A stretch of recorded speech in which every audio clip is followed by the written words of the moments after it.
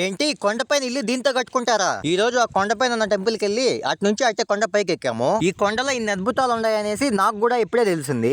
ఏ season తో సంబంధం లేకుండా 365 డేస్ వాటర్ ఉంటాయంట ఇక్కడ. అప్పట్లో కొండపైకి వెళ్లే వాళ్ళు ఇక్కడే వాటర్ తాగేవారంట. ఈ లొకేషన్స్ చూస్తా ఉంటే నాకైతే చాలా బాగా అనిపించింది. ఈ కొండపైన ఇల్లు ఇలా కడతారు అండ్ ఇక్కడ ఉన్న ఒక పెద్ద వాటర్ ఫాల్ గురించి మొత్తం డీటెయిల్ గా వీడియో చేశాను. మన ఛానల్ లో లాంగ్ వీడియో అయితే ఉంటుంది, వెళ్ళి చూసేయండి. వీడియో అయితే చాలా అంటే చాలా ఇంట్రెస్టింగ్ గా ఉంటుంది. రేమో విజిలేరా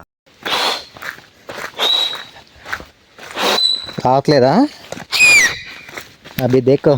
నాకు దీన్ని చూడగానే ఒక్కసారిగా మైండ్ పోయింది. అసలు ఇంత పెద్ద బండ లోపల నుంచి వాటర్ ఎక్కడి నుంచి వస్తుందని నాకైతే అర్థం కావట్లేదు. మీకు తెలిస్తే కామెంట్ చేసేయాలండి. ఇక్కడి వరకు వచ్చావు, అలా మన ఛానల్ ని సబ్స్క్రైబ్ చేసుకుని వెళ్ళొచ్చు కదా.